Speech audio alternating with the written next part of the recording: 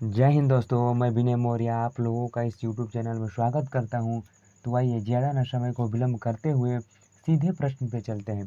तो ये रहा है आज का पहला सवाल, क्वेश्चन नंबर 1। देखिए क्वेश्चन नंबर 1 है कि हाल ही में किस कंपनी ने दुनिया का सबसे बड़ा हवाई जहाज़ बनाया है। तो देखिए इसका सही जवाब होगा ऑप्शन नंबर ए। क्या होगा? ऑप्शन नंबर ए, स्ट्रेटो लॉन्च कंपनी ने ये क्या बनाया है? दुनिया का सबसे बड़ा हवाई जहाज़ बनाया है। ये देखिए दोस्तों, स्ट्रेटो लॉन्च कंपनी किस देश की कंपनी है? तो ये यूएसए की एयरोस्पेस कंपनी है। कैसी कंपनी है? तो यूएसए की एयरोस्पेस कंपनी है। ठीक है। और देखिए ये जो जहाज़ है, इस जहाज़ का नाम क्या है? तो इस जहाज़ का नाम है रॉक। क्या नाम है इस जहाज़ का नाम? रॉक नाम है। देखिए अभी इस विमान के परीक्षण के दौरान 14,000 फीट की ऊंचाई पर यह विमान जो है ना उड़ान भरा है। कितनी ऊंचाई पर? तो 14,000 फीट की ऊंचाई पर यह विमान उड़ान भरा है।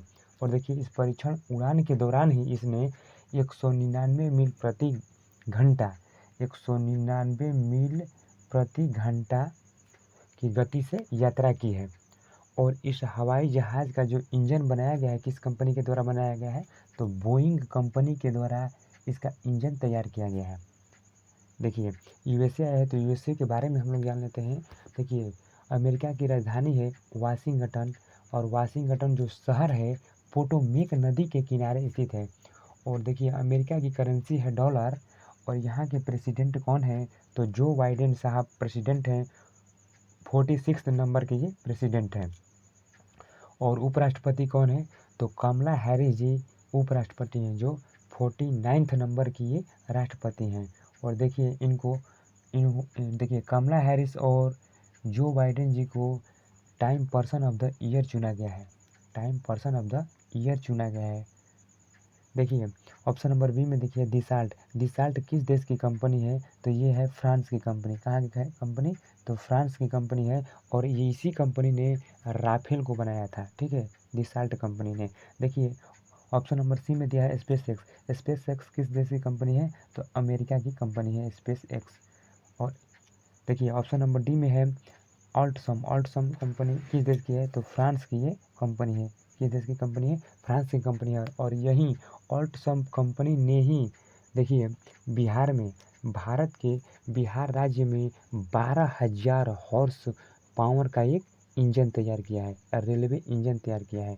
तो चलिए दोस्तों चलते हैं क्वेश्चन नंबर अगले पर। देखिए क्वेश्चन नंबर 2 है कि भारत में सड़क और राजमार्ग क्षेत्र में एफडीआई की अनुमति की सीमा क्या कर दी गई है? तो देखिए इसका सही जवाब होगा ऑप्शन नंबर डी। क्या कर दिया गया है? तो 100% कर दिया गया है एफडीआई की अनुमति की सीमा। और देखिए एफडीआई का मतलब होगा फॉरेन डायरेक्ट इन्वेस्टमेंट। क्या होगा? Foreign direct investment. इसका मतलब क्या हुआ कि विदेशी कंपनी आ कर के इसमें 100% इन्वेस्ट कर सकती है। कहने का मतलब हमारे इंडिया में विदेशी कंपनी आ कर के इसमें 100% इन्वेस्ट कर सकती है। ठीक है। देखिए भारत में स्वचालित राजमार्गों के तहत सड़कों और राजमार्गों क्षेत्र के लिए 100% एफडीआई की अनुमति दे दी गई है। कितना परसेंट की अनुमति दी गई है? 100% एफडीआई की अनुमति दे दी गई है। देखिए हमारे केंद्रीय सड़क परिवहन परिवहन के मंत्री कौन है? तो देखिए नितिन गडकरी साहब हमारे सड़क परिवहन मंत्री हैं। देखिए इन्होंने 2 साल में 15 लाख करोड़ रुपए के सड़क निर्माण का लक्ष्य रखा है। कितने का लक्ष्य रखा है? तो देखिए 15 लाख करोड़ रुपए के निर्माण का लक्ष्य रखा है, सड़क निर्माण का लक्ष्य रखा है। देखिए और अभी मंत्रालय का लक्ष्य है मौजूदा वर्ष में कितना है? तो मौजूदा वर्ष में राजमार्ग निर्माण की 40 किलोमीटर प्रतिदिन के लक्ष्य को प्राप्त करना है हमारे। ठीक है। तो चलिए दोस्तों चलते हैं क्वेश्चन नंबर अगले पर। देखिए क्वेश्चन नंबर 3 है कि हाल ही में वर्षा मम्मी प्रोजेक्ट में पहली बार किस प्रकार की मम्मी की खोज की गई है? तो देखिए इसका सही जवाब होगा ऑप्शन नंबर ए, प्रेग्नेंट मम्मी की खोज की गई है। कहाँ पे? तो देखिए वर्षा मम्मी प्रोजेक्ट के तहत, ये देखिए वर्षा मम्मी प्रोजेक्ट के तहत यह खोजा गया है। क्या खोजा गया है? यह मम्मी खोजा गया है। ये मम्मी पहली सदी की है। मम्मी ये जो है पहली सदी की है। एक्चुअली इस मम्मी को पुरुष पुजारी के ताबूत के अंदर रखा गया था। किसके अंदर रखा गया था? तो पुरुष पुजारी के ताबूत के अंदर रखा गया था। वर्षा, देखिए वर्षा जो है पोलैंड की राजधानी कहाँ है, तो वर्षा है।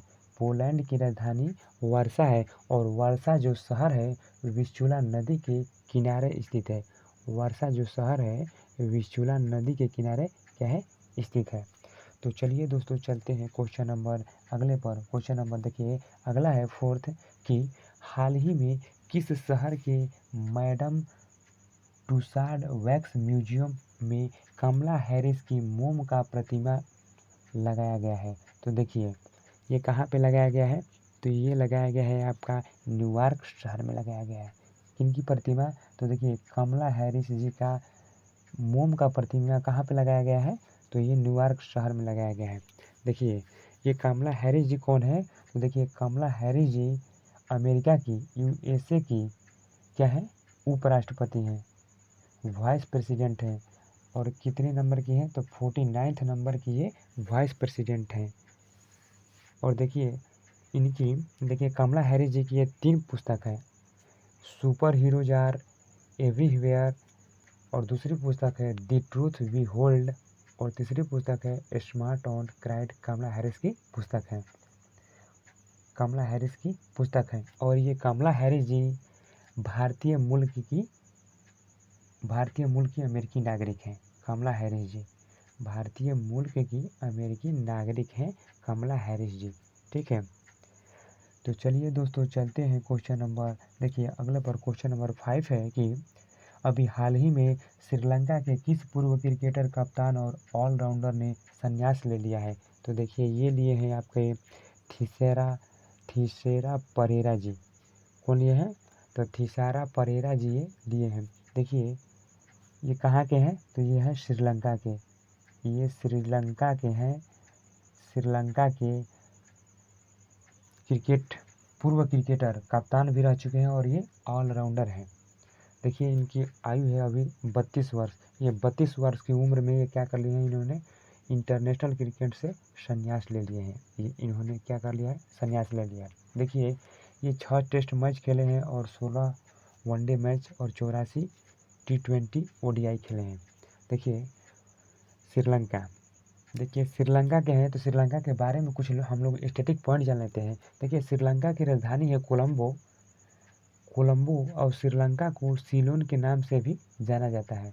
और करेंसी है यहाँ की रुपया। और प्रधानमंत्री कौन है, तो महिंद्रा राजपक्षे जी यहाँ के प्रधानमंत्री हैं। और प्रेसिडेंट कौन है, तो गोटाबाया राजपक्षे जी प्रेसिडेंट हैं। और देखिए श्रीलंका में भाई भाई की सरकार है। ये दोनों क्या हैं, पीएम और प्रेसिडेंट दोनों क्या हैं, ये भाई हैं। महिंद्रा राजपक्षे और गोटाबाया राजपक्षे ये दोनों भाई हैं।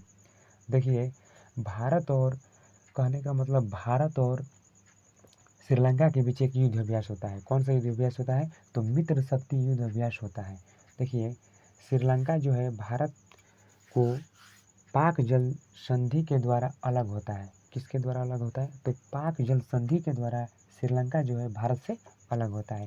तो चलिए दोस्तों चलते हैं क्वेश्चन नंबर अगले पर। देखिए क्वेश्चन नंबर अगला है 6 कि हाल ही में वैश्विक वन लक्ष्य रिपोर्ट 2021 किसने जारी किया है। तो देखिए ये किसने जारी किया है, तो ये UNO ने जारी किया है।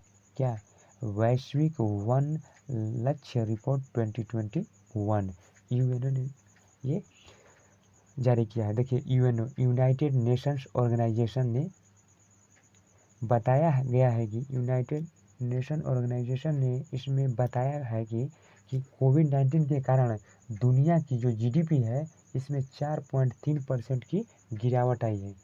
यूएनए ने इसमें बताया है, इस रिपोर्ट में बताया है यूएनए ने कि कोविड-19 के कारण दुनिया की जो जीडीपी है इसमें 4.3% की क्या आई है, गिरावट आई है। यह महामंदी के बाद, जो विश्व आर्थिक महामंदी आई थी 1929 में, इसके बाद वैश्विक उत्पादन में सबसे बड़ी गिरावट है ये। उसके बाद ये दूसरी गिरावट है, ये वाला 2021 वाला। देखिए यूएनओ आया है, तो यूएनओ की स्थापना हुई है। देखिए यूएनओ की स्थापना हुई थी कब, तो 24 अक्टूबर 1945 ईस्वी को यूएनओ की स्थापना हुई थी। देखिए इसका हेडक्वार्टर कहाँ है, तो हेडक्वार्टर है कहाँ पे है, न्यूयॉर्क में। हेडक्वार्टर है न्यूयॉर्क में। और जो न्यूयॉर्क शहर है न्यूयॉर्क शहर है किस नदी के किनारे स्थित है? तो हडसन नदी के किनारे स्थित है।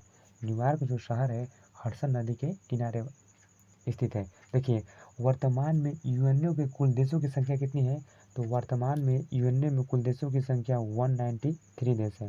और देखिए 193वां देश कौन है? तो दक्षिणी सूडान 193वां देश है। और देखिए यूएनओ के महासचिव कौन है? अभी करंट में महासचिव कौन है? तो एंटोनिया गुटारेस जी क्या है?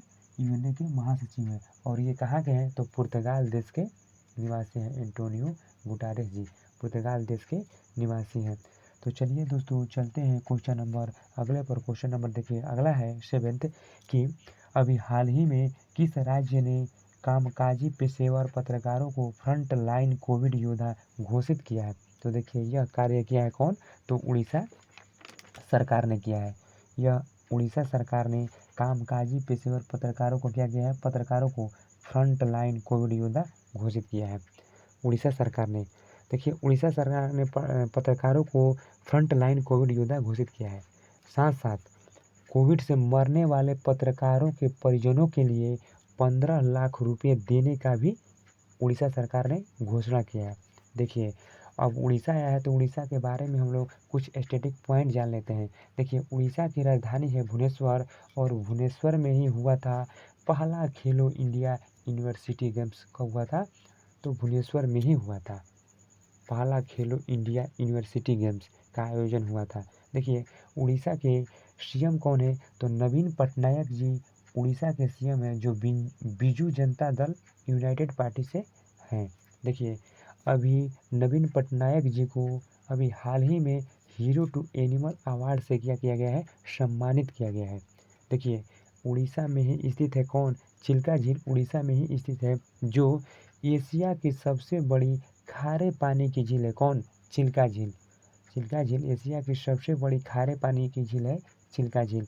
और चिल्का झील भारत की रामसर साइट में शामिल होने वाली पहली झील है। जो चिल्का झील है हमारी तो भारत की रामसर साइट में शामिल होने वाली ये पहली झील है चिल्का झील।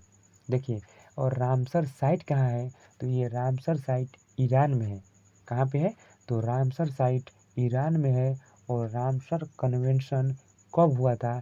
तो 2 फरवरी 1971 ईस्वी को रामसर कन्वेंशन हुआ था। देखिए रामसर कन्वेंशन का मतलब क्या हुआ? देखिए विश्व आर्द्र भूमि कहने का मतलब विश्व आर्द्र भूमि रामसर साइट का मतलब हुआ। देखिए विश्व आर्द्र भूमि दिवस कब मनाते हैं? तो 2 फरवरी को विश्व आर्द्र भूमि दिवस मनाया जाता है। देखिए इंडिया में जो है टोटल रामसर साइट की संख्या कितनी है? तो 42 है। इंडिया में टोटल रामसर साइट की संख्या कितनी है? तो 42 है रामसर साइट। तो चलिए दोस्तों चलते हैं क्वेश्चन नंबर देखिए अगले पर। क्वेश्चन नंबर 8 है कि किस देश ने विश्व का सबसे शक्तिशाली मौसम पूर्वानुमान सुपर कंप्यूटर बनाने की घोषणा की है? तो देखिए ये कौन घोषणा किया है? तो ये किया है ब्रिटेन ने। ब्रिटेन ने किया है विश्व का सबसे शक्तिशाली मौसम पूर्वानुमान सुपर कंप्यूटर बनाने का ये घोषणा किया है। देखिए ब्रिटेन के द्वारा ऐसी घोषणा की गई है कि ये दुनिया का सबसे शक्तिशाली मौसम पूर्वानुमान सुपर कंप्यूटर बनाएगा। ठीक है इसके लिए यूके सरकार ने क्या किया है कि 1.2 बिलियन पाउंड का निवेश करेगी। कहने का मतलब ये जो कंप्यूटर बनाया जाएगा तो इसके लिए 1.2 बिलियन का निवेश करेगी। और साथ में जब सुपर कंप्यूटर बन के तैयार हो जाएगा तो ये दुनिया के शीर्ष टॉप 25 सुपर कंप्यूटर में ये शामिल हो जाएगा ये।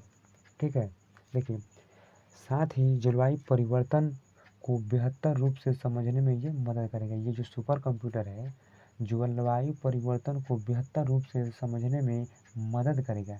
क्योंकि अगर देखा जाए कि क्लाइमेट इमरजेंसी लागू करने वाला विश्व का पहला देश कौन बना है? तो वो भी ब्रिटेन बना है। इसके अलावा स्थानीय पूर्वानुमानों को बेहतर बनाने में मदद करेगा ये। और गंभीर मौसम की भविष्यवाणी करने में भी ये मदद करेगा। देखिए यह सुपर कंप्यूटर पूरी तरह से नवीकरणीय ऊर्जा पर चलेगा, नवीकरणीय ऊर्जा पर चलेगा। देखिए ब्रिटेन आया है तो ब्रिटेन के बारे में हम लोग जान लेते हैं। देखिए ब्रिटेन की राजधानी है लंदन और लंदन जो शहर है टेम्स नदी के किनारे स्थित है।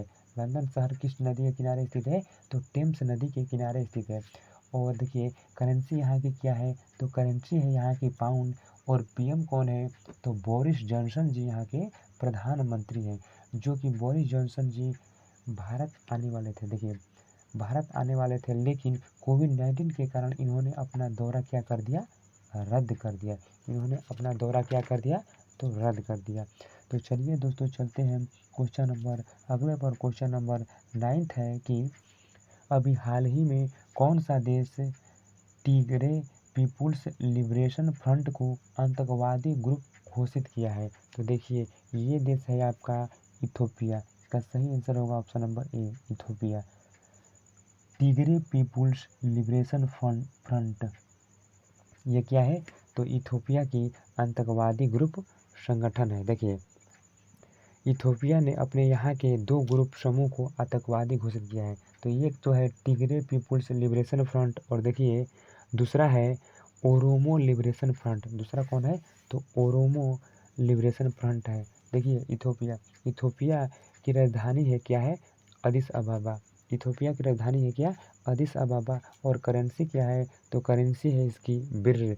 और देखिए इथोपिया की राजधानी अदिस अबाबा। अदिस अबाबा में ही अफ्रीकी आर्थिक आयोग और अफ्रीकी एकता संगठन का मुख्यालय कहाँ है?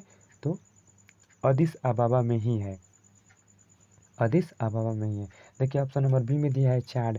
देखिए चाड जो देश है ना, तो चाड देश का आतंकवादी संगठन क्या है? तो फैक्ट है, FACT। किस देश का है? तो चाड देश का है ये आतंकवादी संगठन। देखिए चाड की राजधानी है एनदजामेना। तो चलिए दोस्तों चलते हैं क्वेश्चन नंबर अगले पर। क्वेश्चन नंबर 10th है कि किस राज्य ने अस्पतालों में ऑक्सीजन की बर्बादी को रोकने के लिए ऑक्सीजन नर्सों की नियुक्ति करने का फैसला किया है? क्या किया है? तो ये नर्सों की फैसला किया है। तो देखिए इसका सही जवाब होगा ऑप्शन नंबर डी, महाराष्ट्र ने किया है। ऑक्सीजन बर्बादी को रोकने के लिए क्या किया है? ऑक्सीजन नर्सों की नियुक्ति करने का फैसला किया है। ये महाराष्ट्र सरकार ने किया है। ये जो स्पेशल नर्स होगी, ये जो स्पेशल नर्स होगी जिनको ट्रेनिंग दी जाएगी कि वो ऑक्सीजन की बर्बादी को रोकें, क्योंकि ऑक्सीजन की कमी है अभी भारत में। देखिए भारत में देखिए 24 घंटे नज़र रखेंगे किस पे रखेंगे ये? तो 24 घंटे नज़र रखेंगे पेशेंट की। और ऑक्सीजन रिक्वायरमेंट क्या है, कितनी ऑक्सीजन आ रही है, कितनी जा रही है, इसका ये जायज़ा लेंगे। तो इनको ऑक्सीजन नर्स नाम दिया गया है, इनको ऑक्सीजन नर्स नाम दिया गया है। देखिए नाम दिया गया है, ठीक है। देखिए मध्य प्रदेश कोरोना वायरस को शुरू किया था। देखिए कुछ स्टैटिस्टिक्स जान लेते हैं। मध्य प्रदेश कोरोना वायरस को शुरू किया था, ठीक है। देखिए महाराष्ट्र आया है तो महाराष्ट्र के बारे में हम लोग जान लेते हैं। महाराष्ट्र की राजधानी है मुंबई और मुंबई को 7 टापुओं का नगर कहते हैं। क्या कहते हैं? मुंबई शहर को 7 टापुओं का नगर कहते हैं। और महाराष्ट्र के अभी सीएम कौन है? तो उद्धव ठाकरे जी यहाँ के सीएम हैं। और गवर्नर कौन है? तो भगत सिंह कोश्यारी जी क्या है? गवर्नर है। अभी हाल ही में महाराष्ट्र सरकार ने क्या किया है? तो महाराष्ट्र सरकार ने महिला सशक्तिकरण योजना शुरू की है। महिला सशक्तिकरण योजना शुरू की है। भारत की पहली अंडर सी सुरंग कहाँ बनाई जा रही है? तो वो भी मुंबई में बनाई जा रही है। देखिए महा आवास योजना, महाशरद योजना भी कहाँ से शुरू किया गया है? तो महाराष्ट्र में ही शुरू किया गया है। देखिए महापरवाना योजना, परवाना योजना की शुरुआत भी महाराष्ट्र राज्य में ही किया गया है। राज्य में निवेशकों को आकर्षित करने के लिए यह योजना चलाया गया है। देखिए महाराष्ट्र सरकार ने उषा मंगेशकर को लता मंगेशकर पुरस्कार 2020 के लिए चुना गया था। देखिए महाराष्ट्र भूषण पुरस्कार 2020 आशा भोसले को दिया गया है। तो चलिए दोस्तों चलते हैं क्वेश्चन नंबर अगले पर।